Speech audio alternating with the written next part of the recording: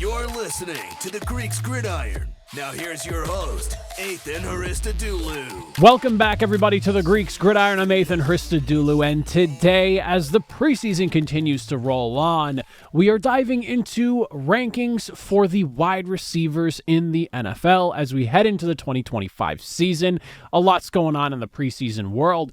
People trying to make guesses as to what team's going to be good and who's not, and back and forth, and yada, yada, yada. We are just being simple and talking some rankings. How would you list out the top 10 best wide receivers in the NFL? Let me hear from you all in that comment section down below. I'm always curious to hear what you all have to say. This was a tough list, a very tough list, and I think there's honestly no real right list for this one because the list I started with does not look nearly the same as the list I ended up with. I always do like here is my initial thoughts 10, and then after going and diving through the research, sometimes the list looks pretty similar. Other times, like the wide receivers, it ends up completely different. So fire away in that comment section. Let me hear from y'all. But yes, we are diving into wide receiver rankings. I have 3 honorable mentions I'm going to throw out here before we dive in. And that is going to be New York Jets wide receiver Garrett Wilson, Los Angeles Chargers wide receiver Ladd McConkey, and Miami wide receiver Tyreek Hill. Without spending too much time on the honorable mentions, I will say this. Garrett Wilson coming off of like a down-ish kind of year. It fell out of favor with Aaron Rodgers, who of course was throwing the football, especially late into the season, more and more towards Davante Adams, obviously a career-long friend and wide receiver. So this is one of those things where I could see if the passing game starts to open up this year for the Jets with Justin Fields at the helm at quarterback, or if just if Garrett Wilson and Justin Fields can get onto a nice bit of, just a nice chemistry between the two. Maybe we see Garrett Wilson reemerge as that top number 1 target, but I definitely wanted to at least bring him up there because he was really good the year prior, and he was good last season as well. But again, Aaron Rodgers just obviously sending the ball more towards a guy that he spent his entire career with, essentially, or not his entire career, Davante Adams' entire career with, for the most part. Ladd McConkey, unbelievable rookie season, exploded onto the scene. The only real reason he's not on this list, if I was to be completely blunt about it, is just the fact that I have 2 other rookie wide receivers on this list, and I just kind of liked what we saw from them a little bit more than McConkey. Don't get me wrong, like grinder, absolute grinder. Short-handed, can run all the routes. He can be the number 1 target if you need him to be, as he proved on that Chargers team in my eyes, and I'm sure a lot of other people's eyes as well. I just liked the other 2 rookies that I have on this list a little bit more, simply put. If you wanted to have him in the top 10 because of just how he exploded on last year, I could understand it. I just like what we got from a couple other guys a little bit more. And then Tyreek Hill, this is one of those things where this feels kind of wrong, leaving him off the top 10 list. Obviously, last season, a bit of a down year as far as Tyreek Hill standards are concerned. This is one of those things where I don't quite know where we are with Hill and what the direction of his career is going to look like going forward, because he wanted out of Miami at the end of last season, and now there's a lot of conversation around him trying to repair the relationship with Miami, and whatever that may look like is one of those things that I'm very intrigued by and looking forward to seeing play out. But I don't really know where Tyreek Hill stands in Miami, and if there ends up being a point where the Dolphins are maybe just in a bad spot and maybe he's not getting the ball as much, whatever it may be, and then they ultimately trade him, like how does that work itself out? Tyreek Hill's one of those guys that I think he's still uber talented, ton of speed obviously to his game, really good route runner, good hands, all of the above, everything you need to be an elite wide receiver in the NFL, but at the wrong side of 30, this is one of those things where keep an eye on him, because as you get older and older, the speed does start to diminish. I'm not saying that's happening to Tyreek Hill, but you never really know. And just coming off of a down year and so much uncertainty, I decided to leave him off the list. Moving in, though, to the top 10, we'll start at that number 10 spot and work our way up. Unbelievable rookie campaign. And honestly, it might only get better. We're starting off with New York Giants wide receiver and second-year man Malik Nabers. First and foremost, the combination of Daniel Jones, Drew Lock, Tommy DeVito, and even Tim Boyle throwing you footballs has got to be one of the, if there was a gauntlet of just not great quarterbacks to go through to ultimately prove yourself as a wide receiver in the NFL, I don't really know if you could pick a more difficult gauntlet than Daniel Jones, Drew Lock, Tommy DeVito, and Tim Boyle.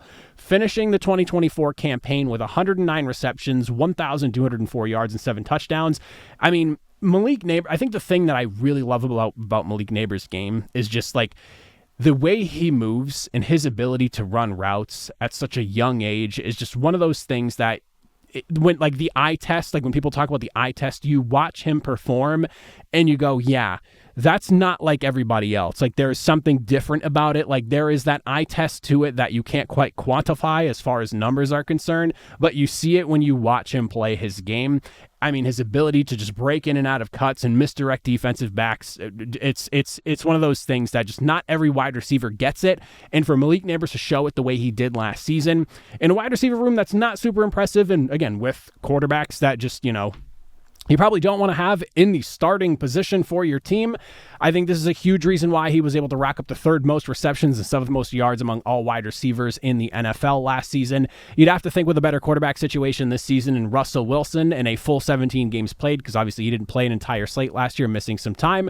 His numbers could really be ridiculous, and that's probably my only knock to him so far. Just give me a healthy season next year. That's the one thing I would really like to see from Malik Nabers to make me really trust him here. I'm not going to sit here and act like I'm worried about him being injury prone or anything. Don't get me wrong. It's not what I'm saying. It's simply just a matter of give me a full season. That's basically the only real thing I want to see from Malik Nabers next year, or this upcoming season, I should say. Coming in at number 9, we'll hand you another rookie wide receiver, and this one going to be Jacksonville wide receiver Brian Thomas Jr. Exploded onto the scene in a big way as well this past season, finishing the year with 87 catches, 1,282 yards, and 10 receiving touchdowns. He finished 4th amongst all wide receivers in yards after the catch last season.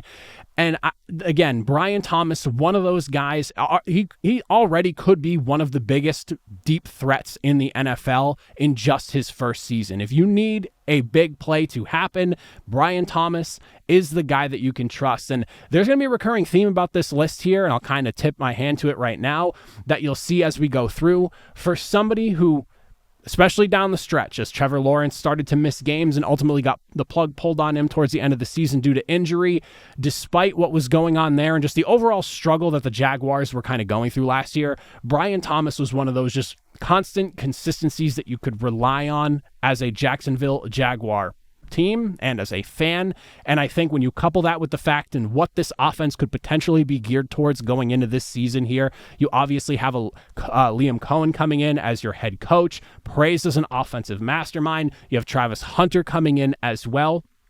I think there's a lot of things that both are going to benefit Brian Thomas Jr. in the long run this upcoming season with the way the scheme is going to be designed. Obviously, Trevor Lawrence, this is a big year for him. He's got a lot on his plate. He has to stay healthy and he has to deliver. At this point in his career, Trevor Lawrence has been about average at best and below average at worst. So we need to see Trevor Lawrence finally make that leap as the elite prospect he was coming out of college. And at this point, with the way Brian Thomas Jr. looked this past season, coupled with a dynamic Travis Hunter who's coming in, who's probably going to have a significant piece to this offense as well. And again, new head coach, offensive mastermind Liam Cohen, who did a lot for what Tampa Bay was in Baker Mayfield's career and just has a big part of what they've been able to do over there and kind of flip the script, bringing in Baker Mayfield. I think this could be a really big year for Brian Thomas Jr., who, again, really strong season last year, has room to get even better this year, and that's a pretty scary thought with so many things helping him out on top of that. At the number 8 spot, my biggest knock to Nico Collins is basically just his inability to stay healthy, and I would love to have him higher up on this list. But the biggest thing that anyone will tell you when it comes to the sport of football, if you had to choose one ability, it would be availability. It is the most important you can possibly have. If Nico Collins could just stay healthy and stay on the football field, you have yourself one of the best wideouts in the NFL playing in Houston in my eyes here. And the numbers speak for themselves because when he's on the field, he is one of the best in the game at what he does, averaging 83.8, basically 84 yards per game last season, putting him right at 4th best amongst the wide receivers in the NFL when he was actually playing. He was productive. And Houston's offense, far from perfect last season, between the offensive line giving CJ Stroud a hell of a time last season. And on top of that, the wide receiver room saw a ton of injuries. What we initially saw from the Texans starting off the season to what that wide receiver room looked like come season to end, there was a lot of changing going on with obviously Nico Collins missing some time early, and then ultimately Stephon Diggs dropping out, and then later in the season losing Tank Dell. But there was one thing that you could count on, and that was Nico Collins, when he was healthy, being a playmaker for this offense. And we all know CJ Stroud loves getting him the football. If he could just stay healthy, I would happily put him higher up on this list, because he's one of those guys that, might not be like the flashiest play in the NFL, but he's someone who can get open, get the ball in his hands. He can make things happen. He can create the separation you need from him. And one of those like more quiet wide receivers, one of the best in the NFL, but you're not hearing about him, and I love that about him. So I'd love to have him higher on the list. He just has to stay healthy for me to really buy into what he's doing, because other than that, when he's on the field, unbelievable. But when you look at 12 games played this past season, 15 in 2023, not bad by any means, and then just 10 in 2022, he can't shake the injury bug. If he could do that, I think he's one of the best in the NFL.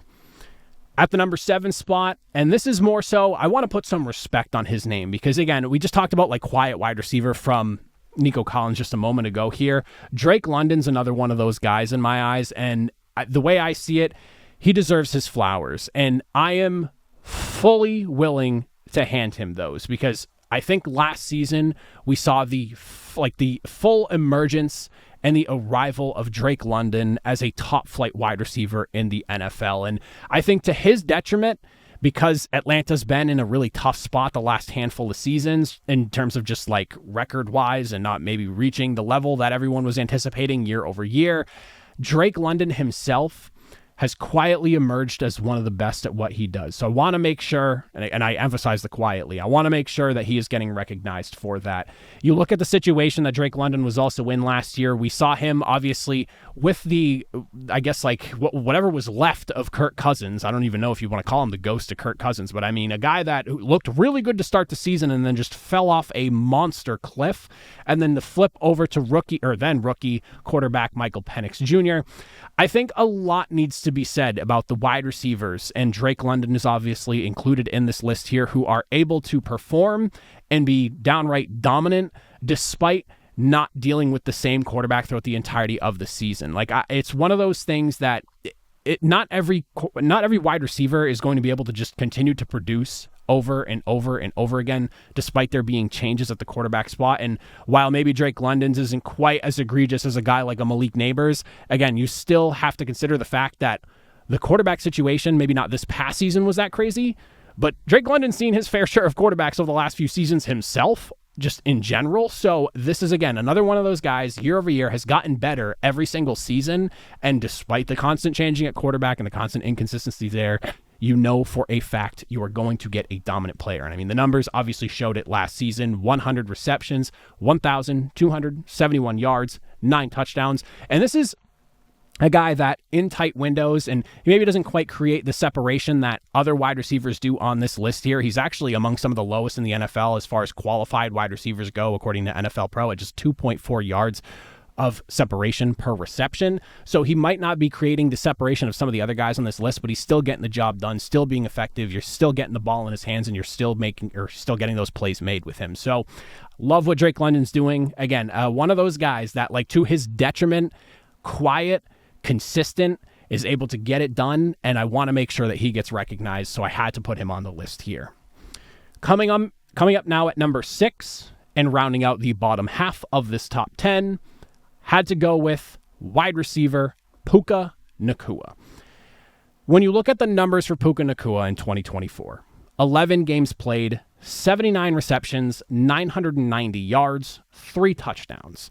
Those numbers don't necessarily speak to some of the craziest by any means in the NFL, but when you look at his averages and what he was able to do, the numbers really start to speak. 90 yards per game in the 11 games that he played. Had he stayed on that pace, you're talking about a guy who could have finished 3rd best in the NFL in terms of receiving yards. And on top of that, 7.2 receptions a game. Once again, 3rd best amongst all wide receivers in the NFL. Both those numbers per NFL Pro. He was also 6th in yards after catch overall, despite having missing those 6 games total. Puka's been nothing short of dominant since he's gotten into the NFL, and while a lot of people maybe point at the fact that, oh, well, if he has Matthew Stafford, who when he has a number one, he loves to feed his number one the ball, I get that. I understand that conversation. I get where you're coming from if that's what you're going to point to, but the reality of that is if you are not a good wide receiver, that does not translate. If you're not a great wide receiver, you don't get the numbers that Puka Nacua has put up in his first couple of seasons. If you go through the numbers, and if Puka Nacua could have just stayed on the field the entirety of the season and didn't miss the short time that he did, you're talking about a guy, or I guess 6 games, not really short, it's like a third of the season, but if he did not miss that portion of the season, you're talking someone who is pushing well over 120 receptions or so, and on top of that, you're pushing around that 1,400-yard mark he hit last season. On top of that, this season, who is he playing up with? Davante Adams. And I mean this with no disrespect to Cooper Kupp, and what Cooper Kupp has been able to do in his career has been unbelievable. Obviously a Triple Crown winner just a few seasons ago, but his inability to stay healthy has limited the potential upside of what you could have had between him and Puka Nacua, and obviously Puka's kind of guilty of that as well, missing games last season, but it is what it is. I don't really think I'm too worried about Puka's health.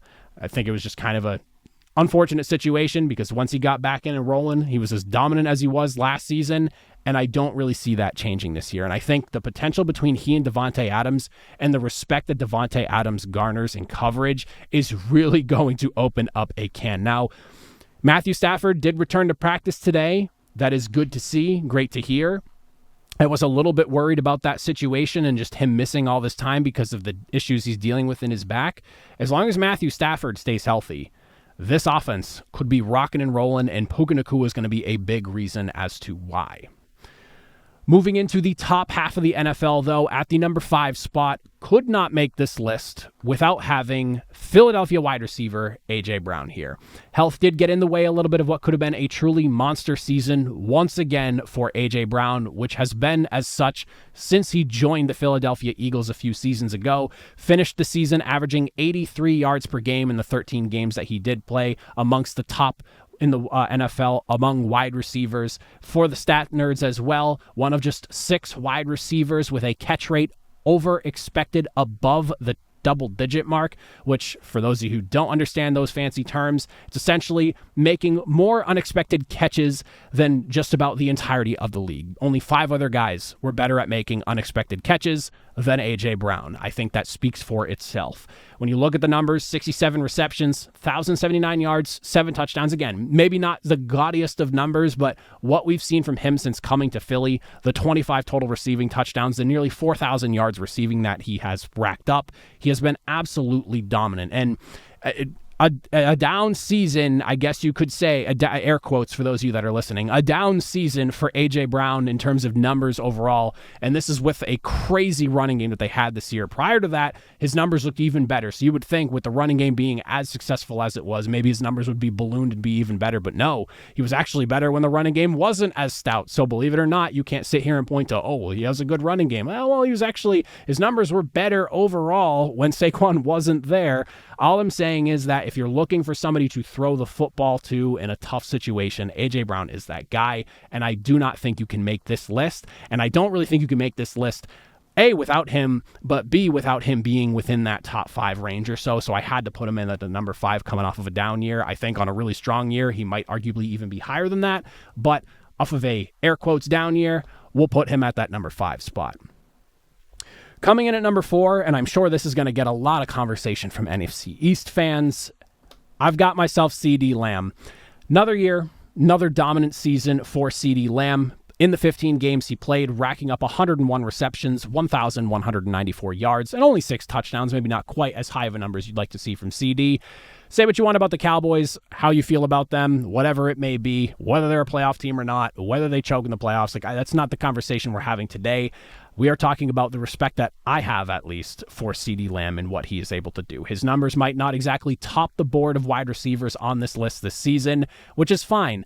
You also have to remember another one of those wide receivers who dealt with some issues at the quarterback spot. Only getting 8 games with Dak Prescott, and then a combination of Cooper Rush and Trey Lance the remainder of the season after Dak Prescott went down. Again, I cannot stress enough how much respect I have for receivers who, when their quarterback goes down or they're just dealing with a carousel at the quarterback position and you continue to put up numbers, you deserve all the respect and then some. And for me, again, I'm not a Cowboys fan. I don't pick a side on anything like that. I just cannot ignore the fact that when you get the ball in CeeDee Lamb's hands, he is as dangerous as just about anyone in the league. And I think when you look at the yak total from last season, 5th amongst all wide receivers at 591 yards after the catch, it kind of speaks for itself. You know you're going to get over 100 receptions from CeeDee Lamb on a healthy season, especially when you have yourself a good quarterback like Dak Prescott throwing him the football. And he's actually still good for it, even if he only has Dak Prescott for half the season. So you know you're going to get numbers, you're going to get consistency, you're going to force defenses to respect his game. CeeDee Lamb is amongst one of the best in the NFL. I don't care whether you're a Cowboys fan, you're a division rival somewhere else in the NFC East, or maybe outside the division or conference, whatever you want to call it. I sit here and say that CeeDee Lamb amongst the best in the NFL. You cannot deny that. Whether you hate the guy, you hate the Cowboys or not. Coming in at the number 3 spot, another guy I need to make sure I put some extra respect on his name because I cannot stand the conversation that surrounds him, and I respect the fact that he has embraced this conversation surrounding him, and that is going to be, at number 3, Detroit Lions wide receiver Amon-Ra St. Brown, finishing first amongst all qualified wide receivers in catch rate at 81.6%, according to NFL Pro. That is obviously the differential between targets and catches, and those catches made. Nobody caught more of the passes that went their way consistently than Amon-Ra St. Brown. 115 receptions, 1,263 yards, and 12 touchdowns. And I can already hear the people in the comments section shouting, slot merchant, Ethan, he's a slot merchant.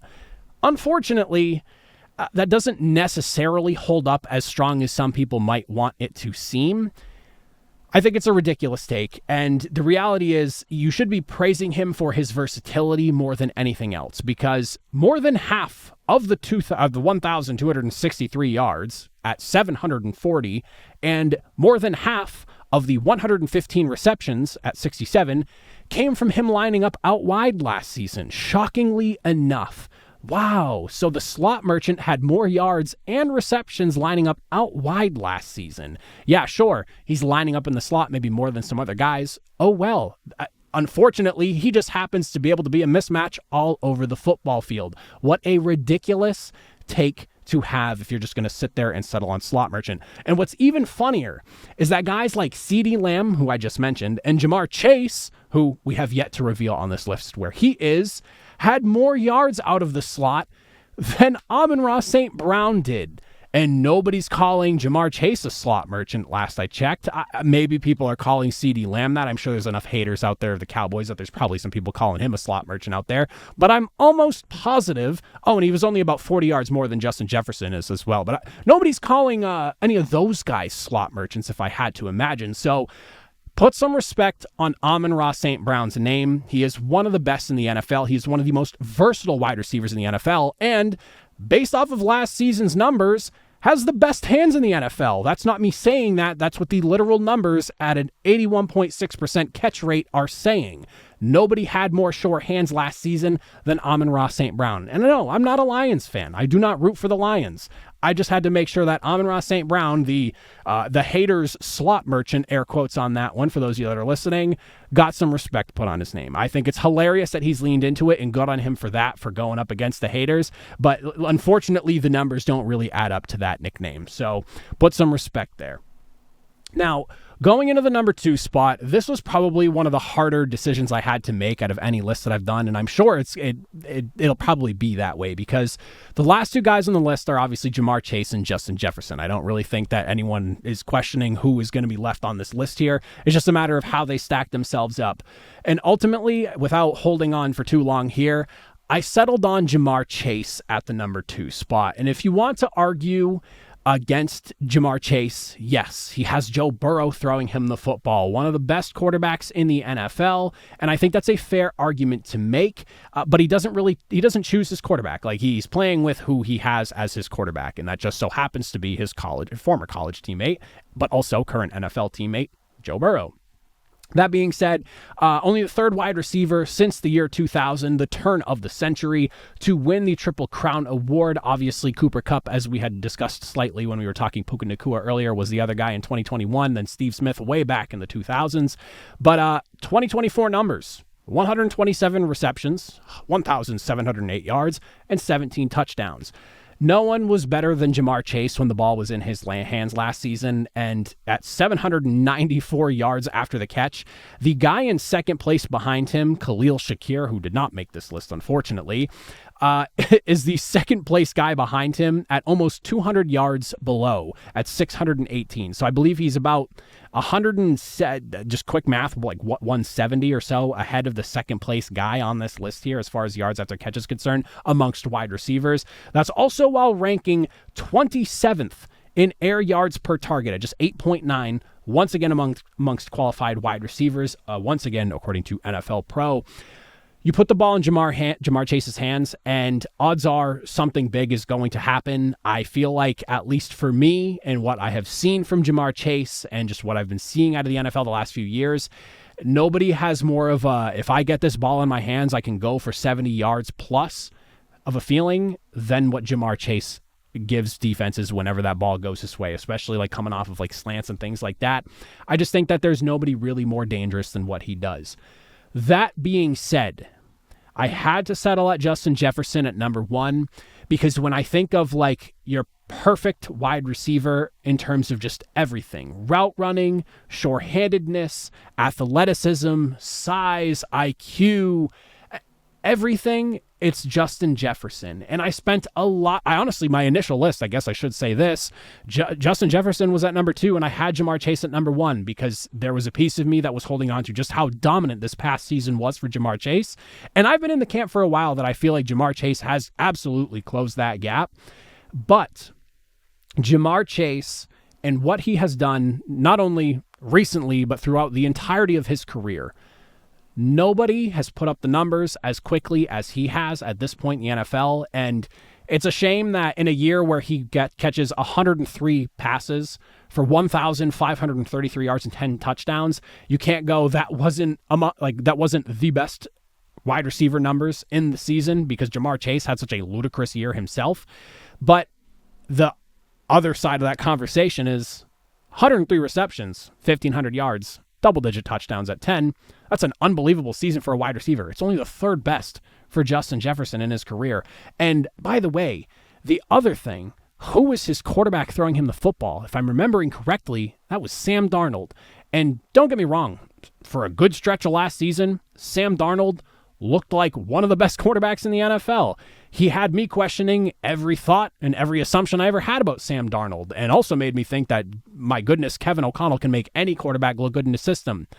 But at the end of the day, when you really look at it all, and you look at some of the throws that were getting sent Justin Jefferson's way last season from Sam Darnold, I think not only did Kevin O'Connell do a great job making Sam Darnold look good, but I think Justin Jefferson did an unbelievable job of making Sam Darnold look very good under center. So I think it speaks to Justin Jefferson as a weapon where you typically talk like quarterbacks elevating guys around them to make them play better.